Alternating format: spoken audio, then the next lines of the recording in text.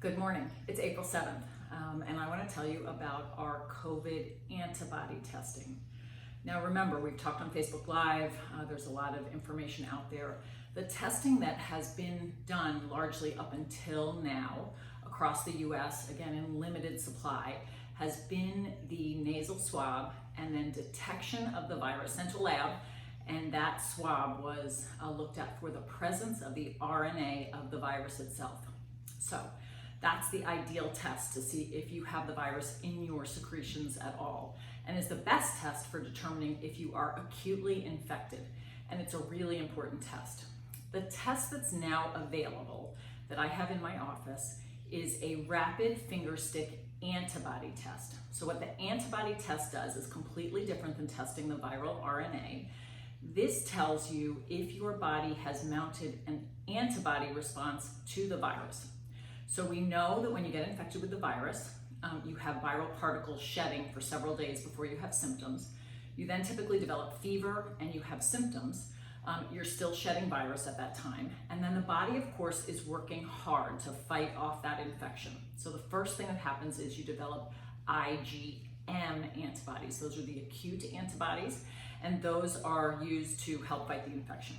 The longer the infection goes on, at about 7-10 days, the body starts forming a second type of antibody, the IgG antibody. And this is the antibody that confers protection from getting reinfected with the virus in the future for some period of time. We hope that that IgG response, when someone has the virus, has IgG antibodies circulating. We hope that that's going to confer long-term protection. And that's what a vaccine does. A vaccine is manufactured to stimulate the body to form IgG antibodies. So what's this test? It is a test process that's been widely available for a long time. So this is what's used, and I think I've talked about it on previous Facebook Lives when I was in Africa and we were screening patients for the presence of HIV. It's a finger prick test. 2 drops of blood are put in a well with a solution, and then we watch to see whether or not there's antibody present. And what this particular test will show is whether or not you have IgM antibodies or IgG antibodies or both. And that gives us a sense, if you have antibodies, of where you might be in the setting of an infection. So IgM antibodies would suggest that you're currently infected. IgG antibodies would suggest that you have had prior infection and now you're protected. Now, again, this is antibody testing. So a negative antibody testing does not mean that you haven't been exposed to the virus, because again, there's that window where you could be infected with the virus and not have mounted the IgM antibody response yet.